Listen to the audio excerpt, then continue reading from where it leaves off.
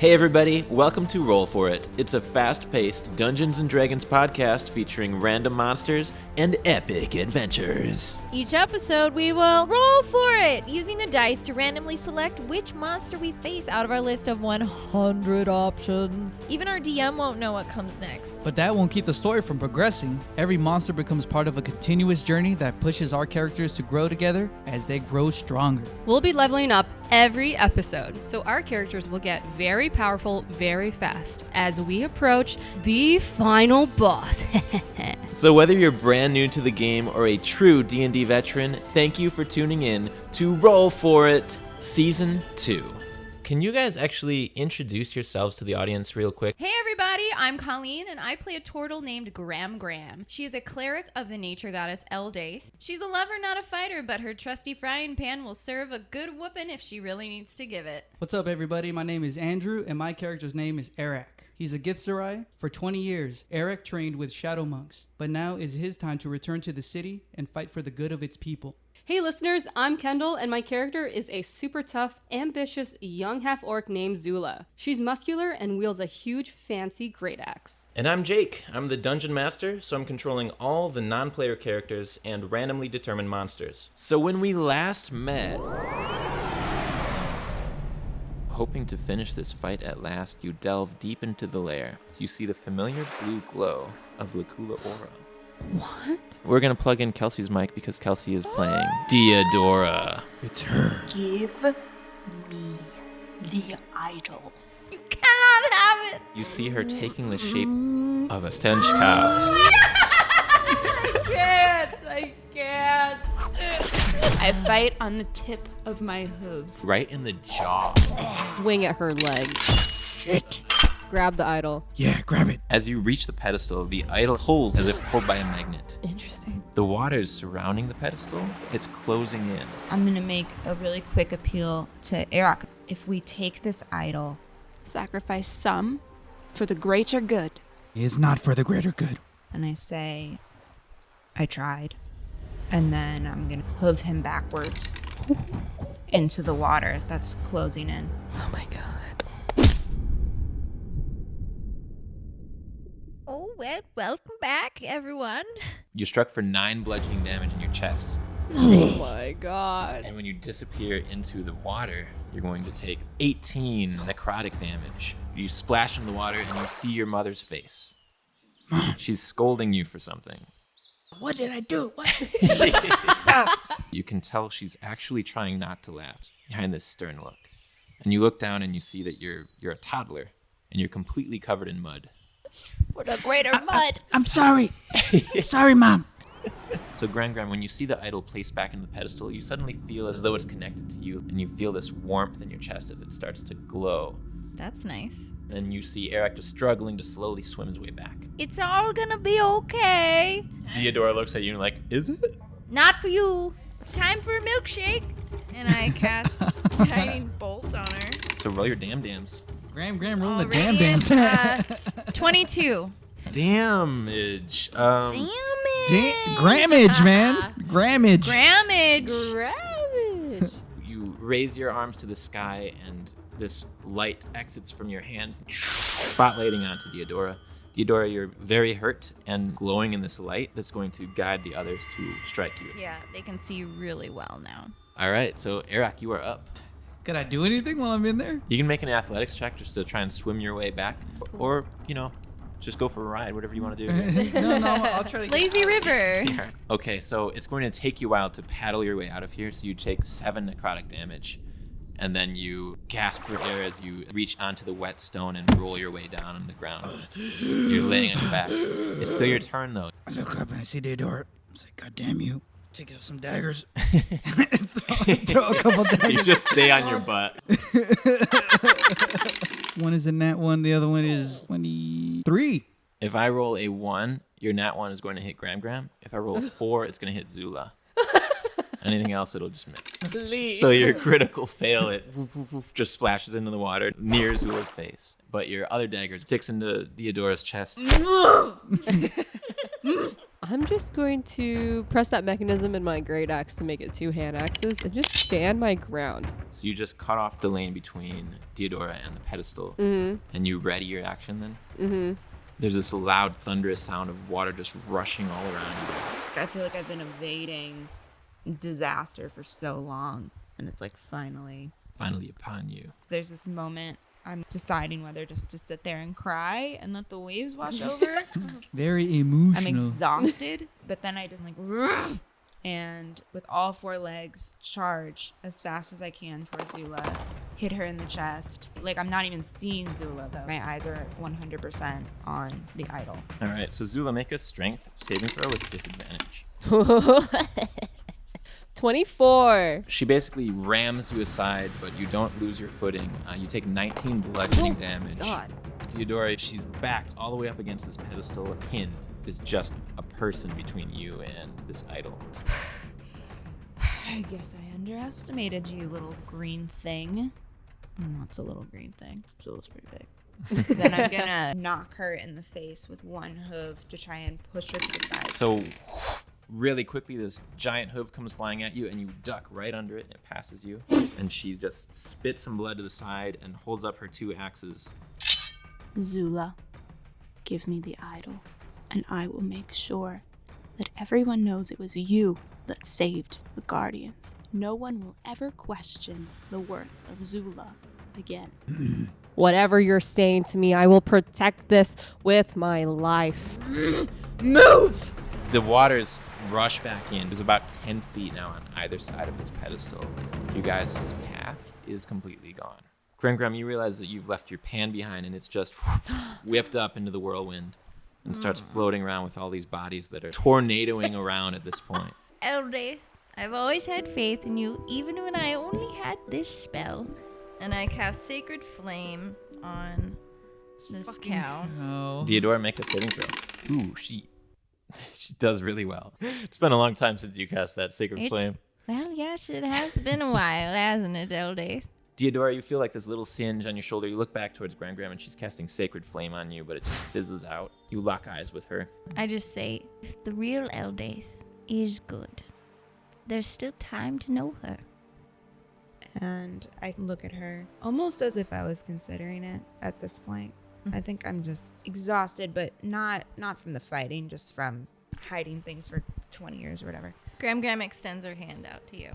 I move a little bit closer, not in a threatening way. Gram, help me with my project, please. You're a peaceful follower of Eldaith. Don't you want to heal people? You're hurting her lake that she wants everyone to use, not just for you to siphon off. She doesn't like all these people at the bottom frozen. But they're safe there. Safety isn't part of having a good life.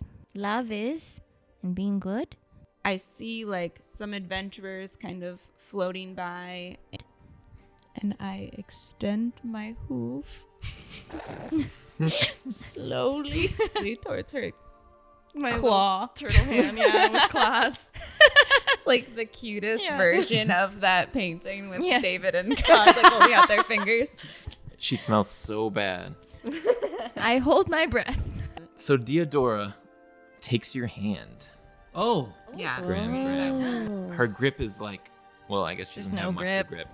She's a hoof. Just hold her hoof. But you see her face is fighting this frustration and this anger, and she's in a state of acceptance at the same time. I take her head and I slam it into the idol.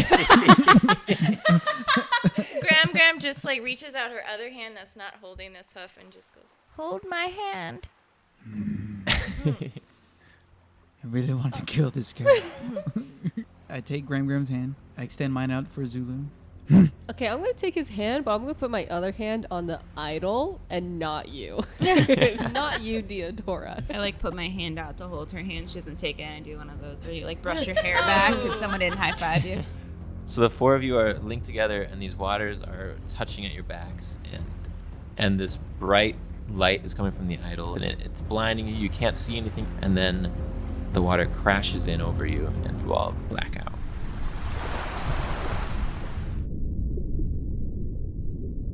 Zula and Arak, running purely on instinct, you swim straight up. You reach the surface of the water at about the same time, gasping for air. And you collapse onto the shore.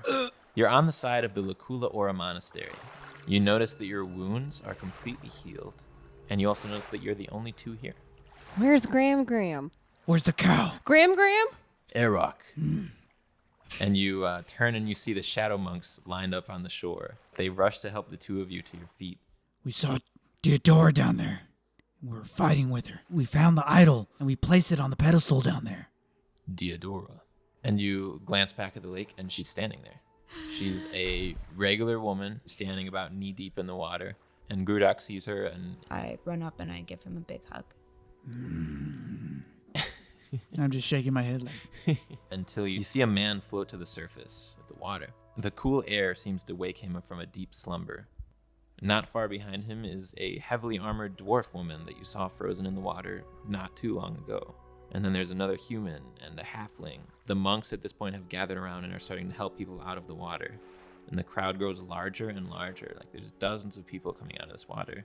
And the two of you are trying to help keep people calm.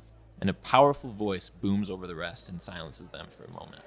Guardians! And Zula, you see Nelgork, drenched from the lake, but standing tall as ever, addressing his people. Be calm, my fellow adventurers. We have been tricked, but we are here now, alive to fight another day. Let us be brave and accept the hospitality of these wise monks. As he speaks, he grabs another adventurer out of the water, like by his shirt, and pulls him ashore. And I'm gonna just like run and hug him to the point where like it like could knock him over. Let's have him make a strength saving throw real quick. Whoa. So you knock him back into the water. Yeah. Oh, little sis. You're taller than I remember you. What? It's been a real long first day. What did you? So you weren't frozen. No, man. I was with Graham and Erok and Nelgork. I have no idea how you do this every day. Like, most of the time I was on the brink of death and I fell off a balcony like twice. And Was it the balcony at the guild? it was the balcony at the Oh, guild. dude, I've fallen off the balcony like so many times. Really? Oh my, yeah, it's such a hard fall. And you know Durbin. Oh my God, Durbin saved me a couple times. Love Durbin.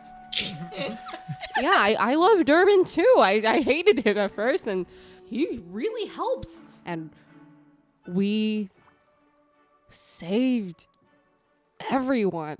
Whoa! And he like hugs you again. Wow, you're a great adventurer. Yeah, I guess I didn't suck. But it felt like it. I can tell you that. It felt like it. We should totally spar sometime now that you're taller. And Erok, you and the other monks are helping people out of the water like two at a time. And when you reach down to grab a Githzerai woman's hand, you see your mother's face. And she takes your hand and you're stunned. No. It is unquestionably your mother who disappeared 20 years ago. But you can tell by her expression that she doesn't recognize you. And you're sort of politely shoved out of the way by another Githzerai, a guy who helps her out while you're still standing there in shock, and it's your father. Oh my god. And as your parents try to figure out why you're just staring at them so strangely, your mom, Kanera, says, "Are you all right?"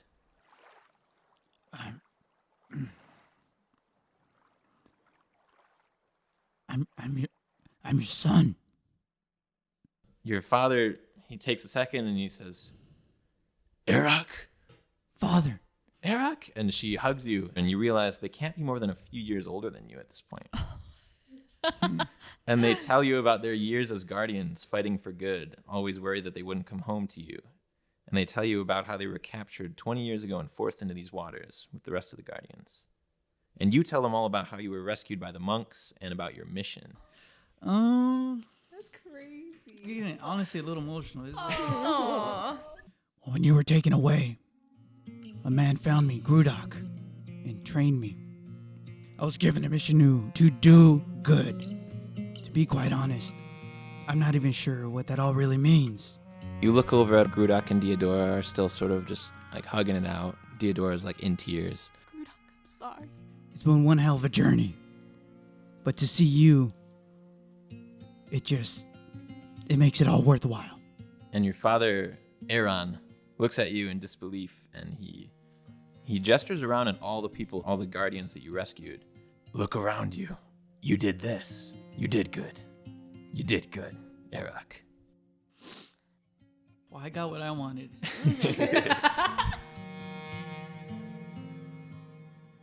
Yo, everybody! Zula saved all of us. Yeah, it was Eric. He's amazing. And Gram. Have you seen Gram? You look around to try and point at Gram, but you still haven't seen her. And as Nelgork and the monks gather everybody into groups to head to the surface, the two of you stay behind by the lake, looking over at the water, and you see something is slowly floating its way towards you, and it's Gram's pack. It's something that truly has no business floating with all of the patched up holes and with heavy cooking utensils and craft supplies, but you pull it out of the water and you see one more thing is making its way towards you, a frying pan. Gram, you are in this magical forest with flowers falling from all the trees. You did it, Gram. What did I do? You replaced my idol. You saved the lake and all of the people and creatures inside. It wasn't just me, it was you and my friends. Attuning to my idol was too much for your mortal shell. I didn't think it would take this much out of me. I didn't mean to mislead you, Gram. I don't feel misled. I feel fulfilled. I just kind of close my eyes and feel the warmth and smile very lightly. Can I just ask for one favor? Take care of Grocky, please. Well, it isn't all over yet, Gram. No? You've proven yourself a kind and great adventurer. Do you think we could spend another lifetime adventuring together? There's nothing that I'd rather do. Are you ready to go? With that, the grass and the trees just wave in the wind, and the moment passes, and we're back over to Zula and Eric down by the lake, and you see this frying pan floating towards you, like a little tiny boat. And as you go to retrieve it, you see that inside there's a baby turtle who just smiles at you with this big smile.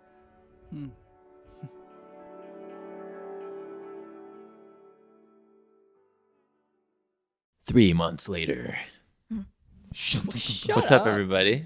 It's 3 months later. Hey, good to see everybody. Oh my god. You folks are in Urid City. It's a bustling, chaotic hub of activity. There's this Guild of Guardians that's been undergoing some crazy changes lately. The guild is being run now by like a board of people. It's a non-profit. There's this Gitsarai woman, Kanera, that's Eric's mom. There's this young, strapping orc named Nelgork. There's an old, washed-up adventurer named Declan. All people who really want to turn it around and make it for the greater good. So the two of you have been commemorated as heroes. Sit in on the end of this meeting. They talk about all their plans and how they're opening back up, and how the monks of the Lacula Ora Monastery have decided to let people from the city heal in the waters.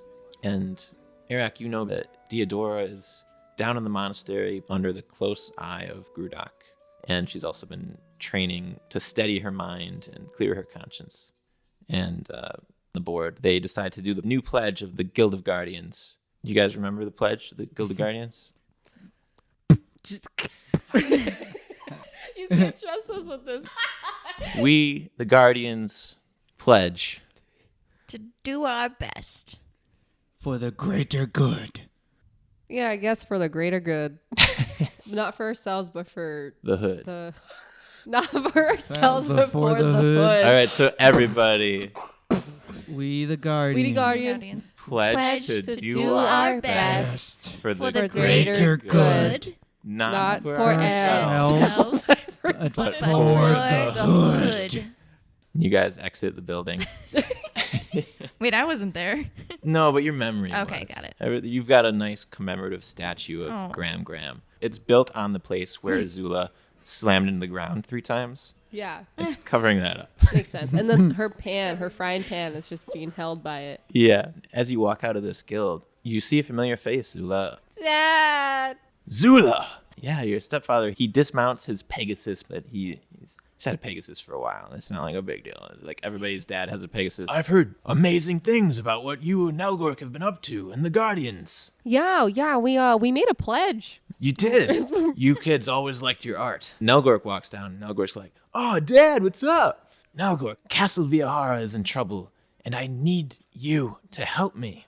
Well, Dad, like, I'm sort of on this guild thing. I'm like one of the head haunches. But, Zula's actually maybe the best adventurer in the city. You should totally bring her along with you. Yeah, I was gonna, do other things outside the city, check villages and stuff. I'm totally available. So you'll come with me then? Yeah, if you're asking, yeah, for sure. It's you and me, and we need the rest of the team. You have anyone in mind? How about me? Comes out of a shadow. Marty! Hold on there, Gralula.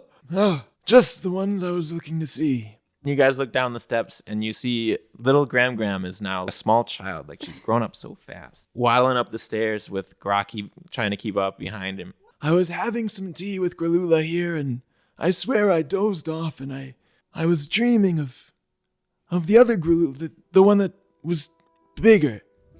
And she told me...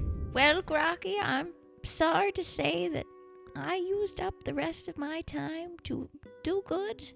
Unfortunately, that means we don't get to finish our lives together, but I was always meant for the adventuring lifestyle, and so is this new version of myself.